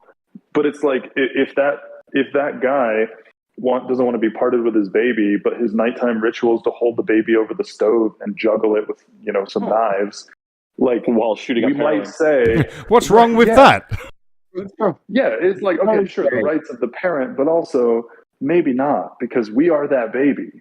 What the chain is not the baby. The chain is the meeting. So the what do you call that? I'm missing. My mind is blanking on the word. But anyway, it facilitates sort of our interactions as a society, and so that you have validators, you have builders, you have supporters, and those are the product in a sense. And I don't mean that like in a dystopian, exploitative way. I just mean that the chain is the community, and when you're so familiar with the community, then how can you build or act in a way that's healthy for your baby if you don't know your baby? You think that the frying pan full of food is the baby, when in fact that's just what you're going to feed to the baby. And now you've put the baby on the stove and the frying pan in the crib, and you've got a problem. It's almost more like we sent the baby to private school in a boarding school, and they came back and now they're a lesbian. And you don't understand why they're a lesbian, and they explain to you why they're a lesbian. And you're like, that's not it. And then they walk back away. And you're like, go back, and you're just like, she comes back with 4 different hair colors and or stereotypical. It's not stuff, just whatever. A phase, Mom. Exactly. You know what I mean? Just like, well, maybe there's something wrong, right? Like maybe they're trying to communicate that to you, and this is the communication. It's just like, that's tough. Yeah, it's a difficult subject. Do you think it's possible that you'll revisit the offer in the future, or do you think it's dead? I would say that if he reaches out to me and they say, all right, fuck it, we'll take it, let's talk a deal, then I'm willing to talk. And if I have any indication that this is a possibility that they're open to, then absolutely. I would love to be able to save this chain with the help of, because I can't do it myself. I just mean that, to help start that process and get us all unified under that one goal and give us a little bit more power and agency in that process. But it doesn't seem like that's going to happen. So that's never off the table for me. I think that the backers I have are people that I trust and respect and who trust me. And so they have basically said, like, if I have a goal, they're going to help me reach it. Which is why I'm also feeling confident about Omen, the project that I'll be launching once it's ready. And so those two things, if I can help write Harmony and then build Omen on Harmony, I would love to. if I can't and I can only build my own project and just be responsible for what I put out and not try to, fix other people's problems, then I have to make my peace with that. And that's what I'll do. So I'm open to it. Oh, maybe go back to your VCs and pitch the idea of Harmony 2 to them. That could definitely happen. I was about to ask, what about Fork It, bro? Yeah, right. Fork It, do it all, and just compete with them and put them out of it. Do you have any idea how many people would switch over to that? Seriously. I know. If I had no morals, I could make a quick 20 million on forking Harmony, right? And I say that because when somebody comes along saying they want to fork Harmony, I want everybody to be careful, because it's a very opportunistic play. And I'm not saying it's not a good idea. If you have somebody who is morally, conscientious and in it for the good of the ecosystem, you definitely can make that move, and it would be beneficial. The only reason that I'm not doing it is because it's just not where, like, building out a layer 1, or in this case, I think Harmony is actually a layer 2. People could get, obviously it's a whole other conversation, but of definitions. But the only reason I don't want to manage a chain is just because that's not my focus. Like, I'm really, really into storytelling, and I want to tell the story of Omen. And that's just kind of where my passions are. The only reason I would offer to get involved is to help save, our home chain. So that's kind of why I haven't really given much thought to forking it as a serious option. Just because it's starting a new project and it's not really my goal. But I would definitely be down to help anybody if that was their goal. I think it's absolutely amazing that you put it that way, and I think it's incredible as well that that's what you want to do. I think ultimately everybody wants to make sure that Harmony is able to live long and prosper. I think some people have better ideas about how to make that happen than others. I'm going to reserve my opinion on Stephen C's ideas and what he wants to do.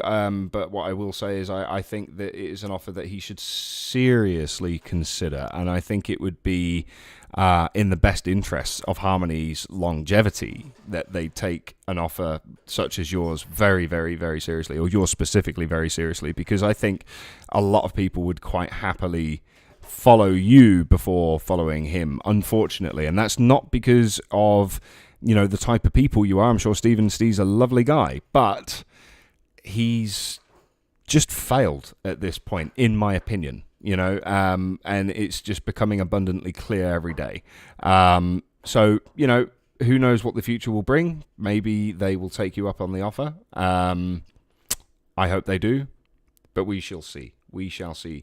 One thing is for sure, I will be following you into the abyss with your game when it's released. Tell us where we're at with that. Like, how far into that are we?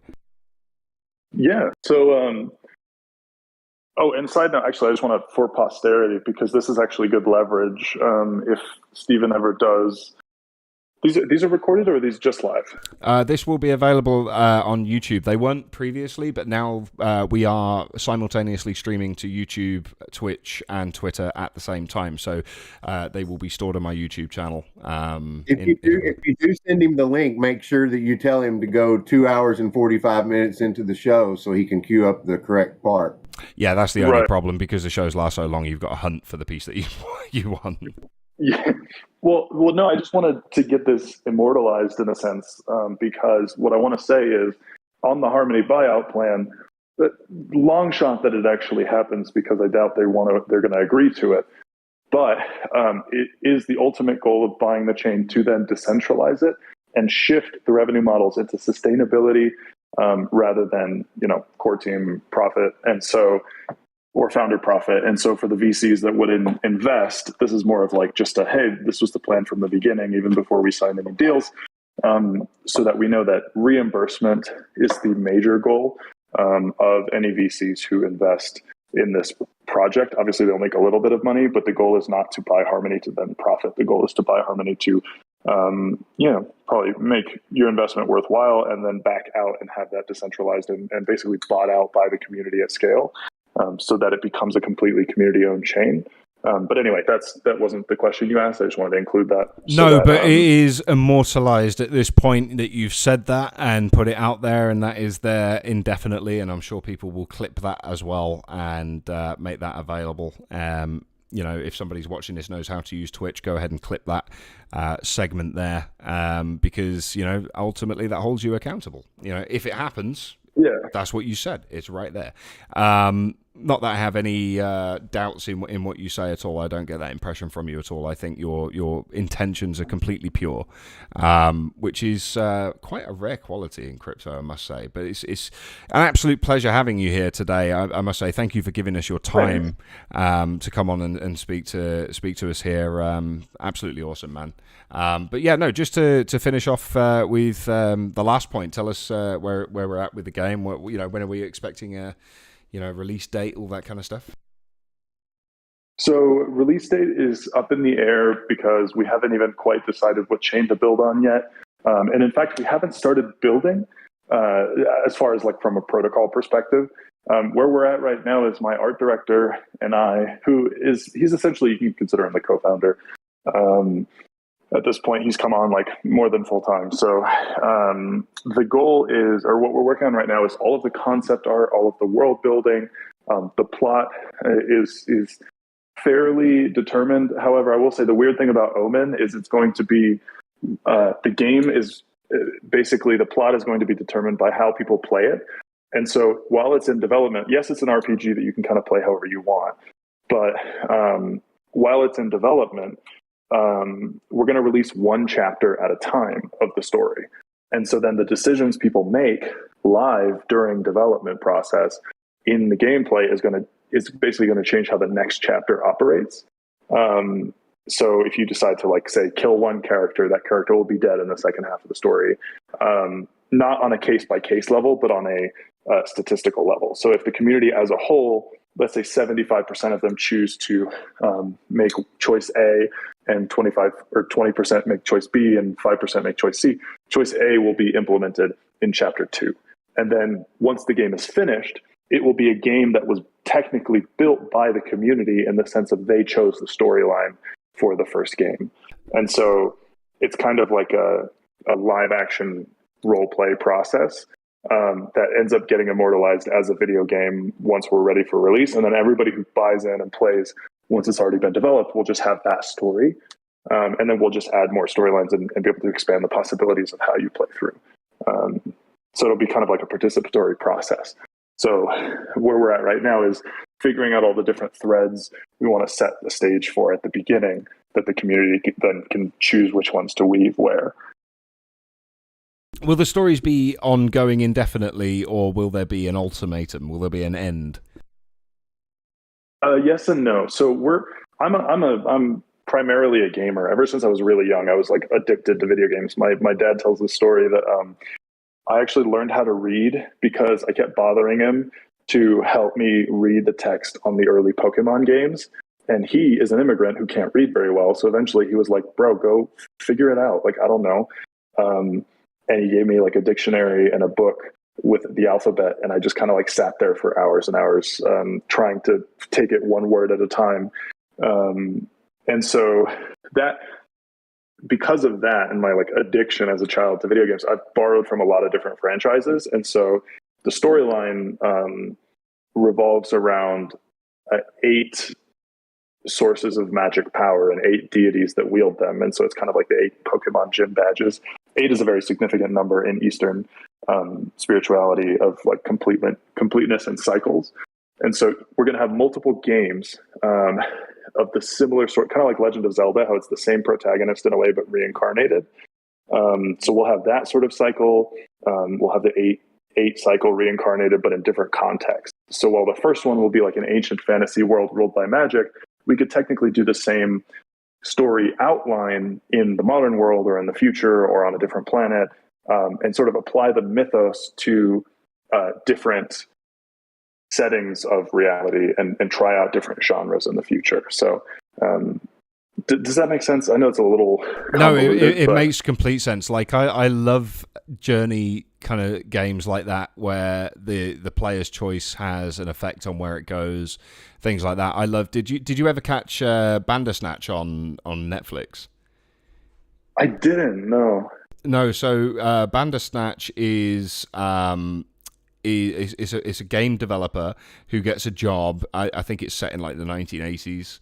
And he gets a job at a gaming studio to develop this game, Bandersnatch, and people can make different choices as to where the story goes. But then, like, weirdly, what starts to happen is his life starts to be affected because you, as the viewer of the story, are making the choices. So every so often, it will pause and ask you to make a choice with your remote for the television.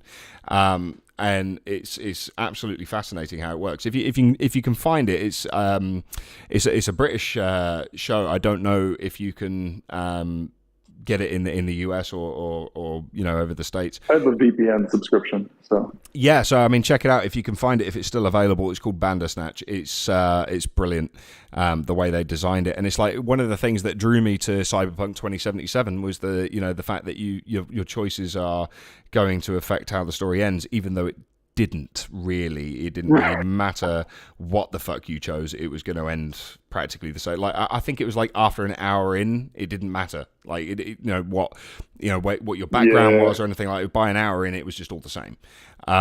So it is what it is in that respect. So it's like some games pull it off really well and some don't. Some break the fourth wall, some don't. I love it when you get fourth wall breaks in them, especially. And everything that you were just speaking about there really appeals to me as a gamer. And I've been a gamer, like my Steam account's old enough to drink now in most countries.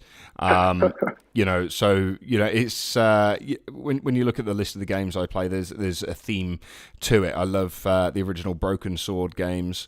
I love, you got the original, I mean, not on Steam, but the original Hitchhiker's Guide to the Galaxy PC game and things like that. I just love that level of storytelling, especially when there's an element of humor added to it and stuff like that. So what you're doing really appeals to me, and I can't wait to see how that development takes place. It's really exciting stuff. And you know what? I mean, every single time we have a guest on here, my mind ends up blown because we end up talking about politics, philosophy, sometimes some of the deeper stuff, conspiracy theory, but ultimately every single person that's come on here is passionate about the project that they have, passionate about what they do, and just awesome people, right? And that's what I love about doing this. If I had to do this forever for free, if it was entirely possible for me to do that, I would quite happily do that. And it's been an absolute fucking pleasure to have you on this show and join us. So thank you so much for doing that. Thank you so much for having me, and I appreciate the kind words. Can I ask you one question before you wrap it up? Absolutely, yeah. How can people support this show? And how can you said you do it for free if you could, but like how can we support the development of this show? Over the last few weeks, we've been having a website developed, and we were really trying to kind of put a lot of thought into it before we just threw any old website up, right? So, what we're doing, the website should be either live. He said today, but it is entirely possible that he could run into issues development, right? So I haven't officially announced that it will be today, just in case it isn't. But it should be done by today, and I'll announce on Twitter when that's done. That's going to have a donate button on it, which is basically going to be like, if you want to buy us a coffee, $5-10, whatever. But then we'll also, potentially use some of that for future giveaways as well. But one of the things that I'm doing, and it's entirely up to project owners and developers if they want to do that, we're going to have advertising space on the website where projects can essentially put their banners and advertise on our website on a monthly basis, and there's going to be different levels of pricing available for that. And the top tier pricing is essentially going to be a YouTube video made by myself. I'm not the best video YouTuber in the world, but I'm not the best videographer. in the world, but I like to think I'm good at what I do. So, I will do a full review or an AMA or whatever it is for YouTube as part of that pricing, as well as obviously, because coming on the show is free, right? So anybody can come on and do an AMA live and talk about, what they want to talk about on the show with us for free. But, the video element is an added extra. And then obviously the advertising, but also above my head at the top of the stream here, you will be able to have your banner rotate on the stream as well, amongst others. So, each one will show for like 5-10 seconds or whatever, and then rotate to the next one, and so on and so forth. So there's going to be, different levels to it, and I think that's the best way that we're going to be able to do that. To start with. So it's again non-compulsory. So any previous guests that have been on and any future guests that come on, they can do that. But also users can watch the stream on the website as well. So they won't need to go necessarily to Twitch. They won't necessarily need to go to YouTube or Twitter. They'll be able to watch the stream directly on the website, and potentially even have a chat box on there as well, so people can join in the giveaways and stuff like that. But that's basically how it's going to work. So the website's going to be going live at cryptolam.live very, very, very, very, very soon, either today or to Monday. I don't know, but it should be today. And that's how it is. So projects are going to come on here, hopefully advertise with us. That'll be that.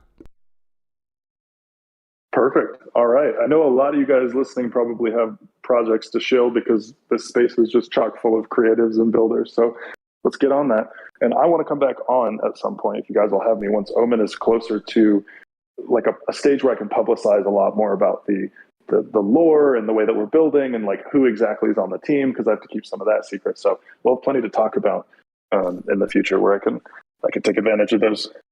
That would be absolutely amazing. It would be an absolute pleasure to have you on. I say that to, I think, all of our guests that come on. Everybody's amazing that comes on here. But yeah, definitely 1,000,000% please come back. And, we aim to continuously, continue to grow. We aim to make things better. Eventually, I want to have like a better studio setup, better camera, all that sort of stuff. But that takes money, so that will become later. But there's loads of things that I want to do for this. This isn't just a pop-up shop and that's just going to fizzle away and die. This is what I want to do for my work. This is what I want to do for a living, and I want to continue to do it, learn and grow, and meet awesome people like yourself. It's a learning curve like everything else, but I think we're doing it right. And I've had two very, very brilliant people helping me out, and that's Fizz and probably Priest, who are absolutely amazing. And it's just as much their baby as it is mine, and I have no doubt in my mind that we'll continue to grow and be successful. Yeah, you got a powerhouse team with the three of you. I think so. I completely agree. So one more question for you, Juice, aka Sparky says, have I missed Juice but Spicy? We're literally just coming to the end of the show now, dude. I do apologize. You can catch the replay over on my YouTube channel, though, if you want the link for that. If you head over to my Twitter, at lam_crypto, you'll find the link to the YouTube, and it will be instantaneous. As soon as I end the show, you'll be able to watch it back and watch everything. Wait, there. Did you say aka Sparky? That's Yeah. Sparky? Holy shit. Hey, Sparky. Much love, brother. That's he's one of the moderators, one of the original core mediators of the Mars Colony team, who has been super helpful ever since Mars. He's a really great dude. Just want to give him a quick shout out. And he will be also, once we can get Omen up and off the ground, he will be on that team as long as he's still willing to put up with me. That's awesome. Hello, Sparky. Welcome to the channel. Thanks for following as well, dude. We always have a question that we ask projects here. I'm not sure if you're aware of it or not. Everybody in the channel will probably know where I'm going with this. Priest, since you brought... It's got to be Fizz. It's got to be Fizz. This is true. Yeah, no, I agree with you, actually. Fizz has been away for a little while, taking care of business. Fizz, you are back with us now. You need to ask the question, dude. Juice, if you were a fruit, what fruit would you be? Okay. That is a fantastic question. How long do I have to think about this? Like 10 seconds? It's taking most people around 30 to think of an answer. Okay, that makes me feel a lot better. I feel like I should already have uh, an answer for this.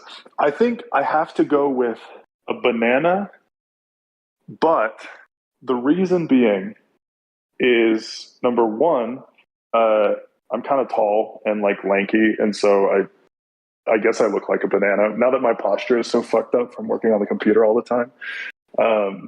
And then if you reverse the banana, if it was white on the outside and yellow on the inside, because I'm very white passing, but my family is like Afghan Chinese, and so I have white privilege, but I'm also technically Asian. So there we go.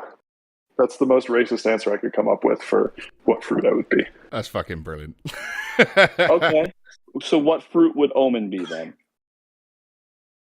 Omen would be a basket of berries because you don't know.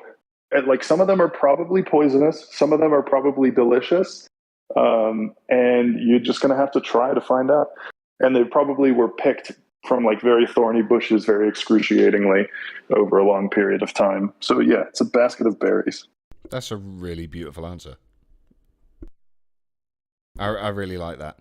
I do too. Yeah, no, that's a really cool answer. I like that. That's quite unique. That blew me away, actually. Yeah. Oh, thanks. You can tell you're a writer, that's for sure. So, yeah, we are coming to the end of today's show. Thank you, everybody that tuned in and continues to tune in and support what we do. We love you all. Absolutely, we do. And typically, you know, one thing that I have started doing as of late is asking everybody that's on the call with us to leave everybody with a positive affirmation or you know, a food for thought kind of statement to make. So maybe Juice, you can kick us off with something to tell everybody, and then Fizz and Priest, and then we'll do the outro. The only like benediction I feel comfortable giving is one that I have been recently giving myself and trying to learn for myself, which is don't try so hard because you're going to be okay. You're going to be fine. I like that. Yeah, don't overthink it. Just do something nice for somebody today. Amen. Amen to that. Spend time with the people you care about, whether it's FaceTime or in person, right? Like, talk to somebody you haven't talked to in a while, maybe an old friend, right? Like someone you really like, but you know, life takes you in different directions. Sometimes it's really nice to reach out to people you haven't talked to in a while and hear how things are going. So do that. That's really cool practical advice. I like that a lot. So, yeah, we've been having some alpha dropped all over this. You can go and watch the replay over on YouTube. Thank you very much to Juice coming on the show. You are absolutely awesome. Welcome back, Fizz. We absolutely missed you, brother. I'm glad you're back with us. And no, thank you, man. We couldn't do this show without you. We need you here. That's the truth. So, thank you very much, Priest, for filling in as much as you have. I feel that you're just as much co-host now as well. At this point, and I think we should just continue to roll with this. Obviously, assuming people can. So at this point here, I think it's critical to say, from now on, what we're going to be doing at the end of the show is announcing the next show that's coming. I don't have the schedule available for next week. It will be made available on the website, which is going to be going up soon. It's over at cryptolamb.live. It's not up yet, but if you just keep hitting that refresh button, it will come. It will come up at some point. So please check that out. You're going to be able to watch the live stream over on the website as well, and you are going to be able to check out the schedule and everything else, and potentially some blogs on the projects that we are talking about as well that are going to be coming up, and interviews and AMAs, and potentially post podcast stuff as well. So lots of exciting stuff happening, a lot of exciting stuff to come. So once again, thanks to everybody for tuning in today. Do you want to say goodbye, everybody, and then we'll sign this thing off for the day? Goodbye, everybody. Thanks for having us. Bye, everybody. Bye. Laters. No, you hang up. No, you hang up. No. Laters, everybody.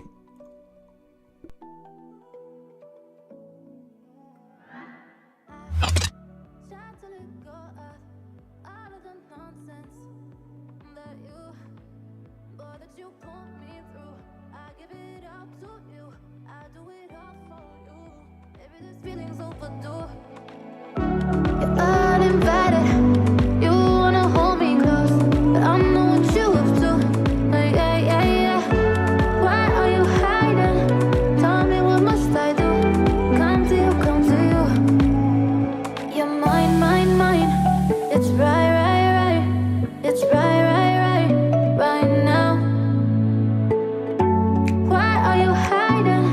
Tell me, what must I do? Come to you, come to you.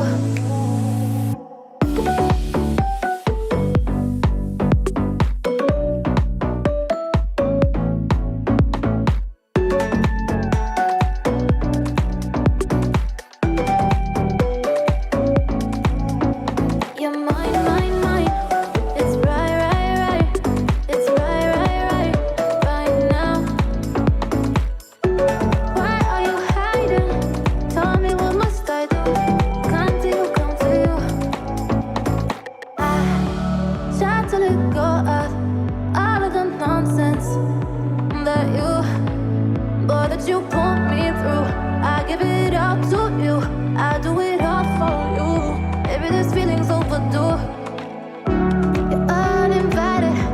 You wanna hold me close, but I know what you up to. Yeah, yeah, yeah. Why are you hiding? Tell me, what must I do? Come to you, come to you. You're mine, mine, mine. It's right, right, right. It's right, right, right, right now. Why are you hiding? Tell me, what must I do? Come to you, come to you.